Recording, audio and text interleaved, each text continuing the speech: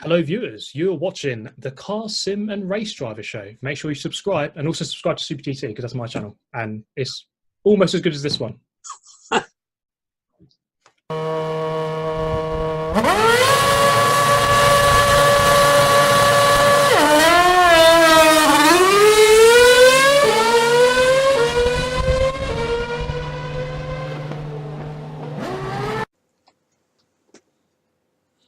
Good evening and welcome to the Car Sim and Race Driver Show with me, Hugh Hattrick, and my very special guest, Andrew Dixon. Hello again, Hugh. It's good to see you, Andrew, and thanks for actually coming to visit. Normally all my guests stay miles and miles away as far as they can, but you've been brave enough to venture here and actually come to my home office, as you could say, and do the podcast and video from here. Well, it's only 10 miles. But... Yes, that's not too far away. So this is going to be a very special video, and it's going to be part of an even bigger video and podcast, because we were supposed to be interviewing Alan Fairbairn tonight, but there were a couple of technical hitches, which meant that his car wasn't quite ready, but we have taken photographs, but tomorrow we'll be interviewing him as well. Well, you will be, I'm afraid. You're on ladder training tomorrow. I am, yes. Goodness knows what on earth that's all about. Pew, pew, Barnum McGrew. Exactly. All at taxpayers' expense.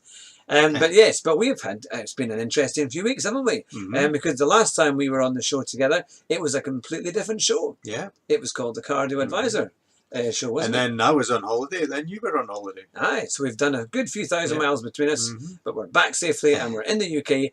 And for all our listeners and viewers, this show is, as you maybe have seen last week, we had Super GT, which was fantastic, a great sim driver and go-karting legend. And that was our third interview with him. We also had GT Tidgeney Racing, who's also a sim racer, a very successful one, the week before. And this week, you've got us. You know?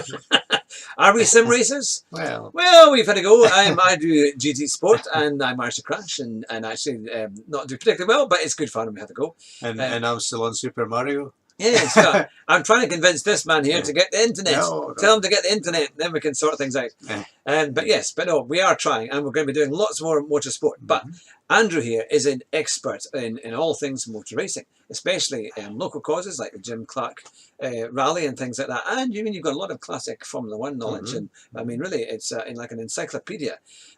So it's you've got for all our questions and for what our viewers and our listeners ask for, you're always able to come up with the answers, which is great. What I still want to know is, do we have a winner for the Putin photo? Nope. No. That was we always have these great competitions, and we're the only people that enter them. We need to know we know what the name of the new museum is going to be, but do the listeners? Nope. Or could they guess? Well, I mean, if they get in contact with the Jim Clark Trust, I'm sure they'll find out. Well, I don't know. It's a secret for now. I think it'll be a secret until it opens. So you're going to have to write it down or think about it and let us know. Mm-hmm. Now, you can still do that. If all you need to do is send us an email, it's podcast@cardioadvisor.co.uk, because Cardio Advisor is now our kind of sponsor. In effect, it's one of my businesses that I do, and I've done it in partnership with this great podcast. So make sure you visit cardioadvisor.co.uk for great deals on new cars and new vans. And we've got leasing deals. Just give us an email and we can get you a tailored quote to save you thousands on your next new vehicle. So they're going to be in partnership. So you'll all find that the adverts are all at the end. So it's all uninterrupted from now on, of course. I've just done an advert, so it's not interrupted up until that point. But from now on, it will be. And of course, you can find our videos, all our other videos, on YouTube. To search for Hugh Hattrick. I know on Podbean, on iTunes, the podcast show is on there too. Make sure you like and subscribe. You know, last week we managed to get Super GT to introduce the show, which was rather fun. And he said, make sure you subscribe to this channel because it's almost as good as his channel. But a big shout out to Super GT for doing that, and make sure you do subscribe to his channel because it is brilliant. Well, it's a very busy weekend of racing coming up. We have the Spanish Grand Prix in Barcelona, which is great fun. And I managed to get a fantastic sound. Did you hear the sound I put on Facebook? No. Oh, I've got to try and find this sound. Now, I don't know if it will play, but I will try and put it into the video. I managed to get this great F1 sound at the era of the V8s. Right. Basically, when I'm going to try and put it in at the start of the video once I edit it all, because it's the sound of like a 2012 car Right. coming out of the pits Well, at Jerez. And he does a practice start, and it's absolutely amazing. You might need that noise because on Saturday it's the Monaco E-Prix, where all the electric cars will go through the tunnel. So if you add that noise, then at least you've got something to actually do for it. Oh, it's absolutely brilliant. I've tried to put them through before, but it doesn't always work when you put a video live and then you try and add on a sound. I don't quite have the system. The last Formula E race, they had their 8th different winner of the year. That's pretty good. Yeah, point, so yeah. I don't know if they'll get a 9th because a few of the drivers really need to get their points in order now. And I think Sam Bird, is he doing quite well? Not at the moment, no. I think he retired in the last one as well. So he was leading at one stage. Early on now he's fallen back. Pretty well. But yeah, well, so certainly that's going to be that's this weekend. That's on Saturday at 3 o'clock. All right. And then we've got the Spanish Grand Prix on Sunday. Yeah, I think BBC One or BBC or something covering the E-Prix. They are, yeah, and it's on Quest as well. All right, I think the recorded version. Channel 37, I think. Is that also live? Is it, or is it's live? Oh well, Quest and live on the Red Button. Right, well that's quite good. So you get lots of good commentary there. And of course we've got the Spanish Grand Prix where Ferrari have got an uprated engine. Seemingly it's much more powerful, ready to go. So normally, actually when you get to Spain, it can actually be quite a good race. I mean, there has been some very dull races from Spain, but I think this year it could be something because every time we think Ferrari is doing really well, they blitz it in practice, but then they don't do very well. And Leclerc, you have to say he's been the surprise already. Yeah, I think we knew he would be good, but the fact that he's actually beating Vettel, or certainly, or at the start he certainly does, but by the end of the race, Vettel tends to get back in front. But that's Vettel should have had a year out, I think, this year. Just to recharge because last year really was terrible. He made a lot of mistakes, hadn't he? Yeah. But yeah, so the Spanish Grand Prix is coming up, and it could be really good because they've had 4 1-2s by Mercedes in the first 4 races, which is really almost unheard of. In fact, it was a new record. But I just wonder what will happen if maybe Ferrari might do it or somebody else might break through and actually see what they can do. Because, of course, it was at Spain 2-3 years ago that Lewis Hamilton had a big coming together with Nico Rosberg and took him off. Well, they kind of both took each other off. So that was quite interesting. So perhaps, you just never know, we could have the same thing happen this year. I mean, there's quite a lot of teammates that are not seeing eye to eye by any means. Well, we'll see very soon what the qualifying and the first times are like, but I think Leclerc will be up there again. Yeah. No, that's the thing. So it's going to be good. Now we've had some updates as well for our sim race. Now you may have remembered us talking about this for our Cardo Advisor podcast show, but we've had 3 sim drivers show massive interest and are actually ready to come up and race. One is Super GT, the other is GT Tidgley, and we've also got Chris Hay. Now all of these drivers all have YouTube channels. Just search for their names. We'll list it in the details at the end, and they are extremely competitive, very, very good, and they would like to come up on the day that the Jim Clark Room is officially reopened, and we're hoping that maybe 1 or 2 of the guests who come and visit will also take part. But the thing is, we need to raise money to do the actual race. In fact, it's nearly £4,000 if we're going to do it properly and stream it. But it would be a phenomenal event. And if there's anyone listening who is prepared to bankroll us, then I can assure you the money will not go into our accounts. It will go, of course, into a safe. It won't even rest in our accounts. No, it'll be spent before we've got it. I'm only kidding. As always. I know. But it would be. We've got a company from Silverstone who have done a lot of esports before, and they have quoted us around about £4,000 to put on the whole event, and they would stream it out live. And I think having it on the day when you think we've got all this incredible classic motor racing heritage with the Jim Clark Museum being reopened, and then have the cutting edge with the sim race, I think it would be brilliant. And because I think there's going to be a a sim in the room as well. There is, but I'm not sure if there's enough room to put all of it in there. The company that comes, I think they run it out of a truck, or they set up a stand. But there's plenty of time at the moment to do it. We have been in touch with the Jim Clark Trust. We're just waiting on a response. But if it'd be great to get a sponsor, or we are going to, I'm going to be writing a GoFundMe page to see what we can do to try and raise funds to make it happen, because it would be really, really good. Because I think, when did it last happen? 4 years ago? There was thousands of people here in Dublin. I mean, it was a massive success.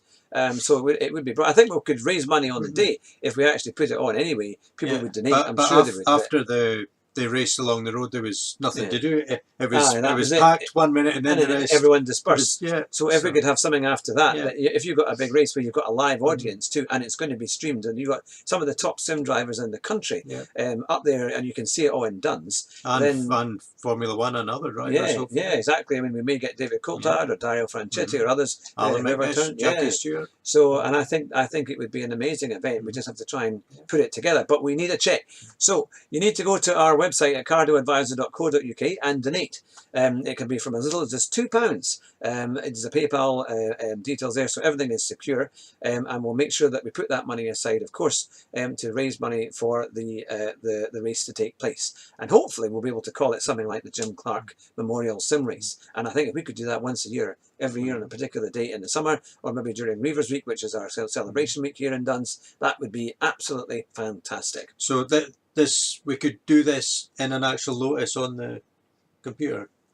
Yes, or even just a Formula One car. I mean, we could use that name, but in turn, there's a number of different categories that we could choose, from GT3 Classic, right up to Formula One, current and historic. In fact, some of the racing scenes, they do have historic cars, and the Lotus is so popular that I'm sure we could do something to make that happen. It'd be great if we could actually do it in those Lotus cars on the game. That would be absolutely fantastic.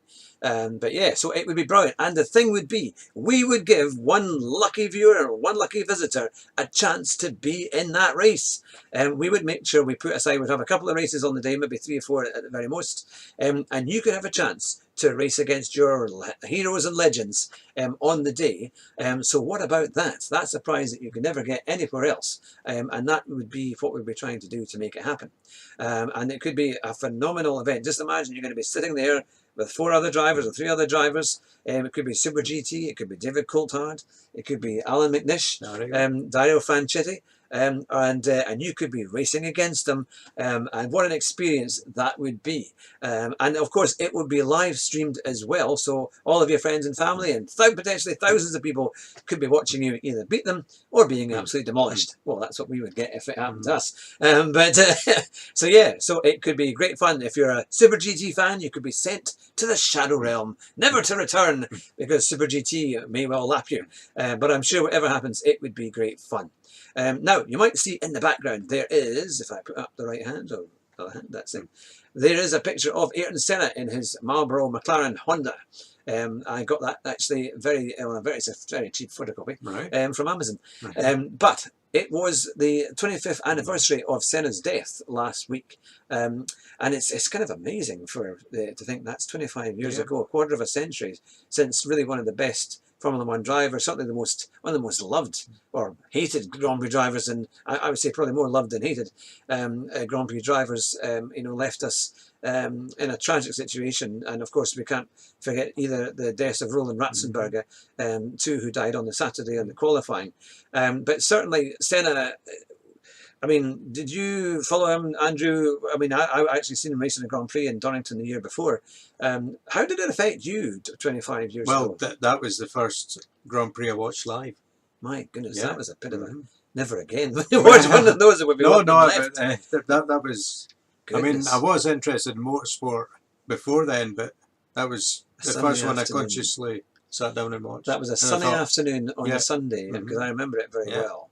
And on lap 7, about 1:07 or 1:09 in the afternoon, the Senna just went straight off. It was going around the Tamburello corner and just headed straight off. And I was watching a few programmes, to be fair. Sky TV had an excellent run of the Senna Memorial Week. Or they had an interview with Murray Walker and other journalists, and it was actually really, really good about how, basically Murray said whenever Senna came into the room, everybody stopped, because it was like they were waiting to hear what he was going to say. And it was something spectacular. I mean, I saw him win at Donington in '93, and you knew that you were witnessing something incredible. Because I mean, he was started off, I think it was 5th on the grid. He went down to 7th by the first corner, and by the end of the first lap, he was in the lead. I mean, it was astonishing in these kind of wet, dry conditions. And Ayrton's great hero was Jim Clark. Yeah, and of course Ayrton Senna had been to the Jim Clark room. There's pictures of him being there. 3 years before. I saw him on the day he arrived. Not many people know this. I remember because it was later on in the evening. Or so that's what I remember it, because I'm absolutely sure about it. We stopped. We had to return a library book, and my father was in the car, and I got out of the car and I looked across, and sure enough, there was this car pulled up, and this chap got out with 2 other people, or 3 people from this car, and he was wearing shades on a very dull and kind of drab, dreary day, and I thought, who on earth is that? And I didn't know, of course, because it was hard to recognise. It was a bit far away across the other side of the road, and it was only in my field of vision for a few seconds. And of course, a few days later, we get the Berwickshire News, which shows Ayrton Senna had turned up. No, I couldn't believe it. If I'd been else, I would have, of course, been going across to say hello, although he probably would have sent us packing. But yeah, he came to visit the Jim Clark room here in Duns. But really, an incredible driver. I mean, 64 pole positions, a huge number of race victories. Really, I mean, someone who gave everything on the track, but was very caring of it. In fact, this was the kind of tragic irony of Imola, was that when he was, being after his accident and he was being seen to before he went off in the helicopter, Eric Comas was let out of the pit lane for some completely unknown reason. They know that everything had been red flagged, but they had been working on his car and they hadn't noticed that the race had been stopped. And they sent him out of the pits. You heard the car racing towards them, and then of course he came round Tamburello, braked hard as he could when he saw everything was happening, came to a halt right next to where Senna was being seen to. So he got out of the car, and the irony was Senna had helped him when he was unconscious the year before, or 2 years before, when he crashed at Belgium, and Senna stopped his car and ran out and went to see him and tried to learn and see what he could do to help. So it was a horrific weekend of just everything was wrong. The pace car was a blooming Vauxhall Cavalier. I mean, that was never a great car in the first place, but why on earth would that be a pace car? And it couldn't go fast enough to keep these guys, get the tyres warm. And they reckon something happened, or he had a bump, or the suspension broke, or one of these things. It was never really found out as to what happened. But we lost, an incredible driver, 3 times world champion, and someone who would have gone on, no doubt, to win an awful lot more. Well, he wanted to race for Ferrari as well. Yes, that was. He always used to simply send a fax every time he did a new deal, to say, look, there, I've done a deal with Ferrari, or I've done a deal with Williams, or whoever else, and that was it. No, it was. I remember being in mourning for weeks afterwards. It totally shook me, and I know it'd be the same for a lot of other viewers who followed Senna. You just didn't see it coming. You just didn't think that would be the case, I mean, you knew Formula One was really dangerous, but you thought, no, people had much bigger accidents than that before and walked away unscathed. Yeah, but it was just the wrong angle. And suspension that killed him.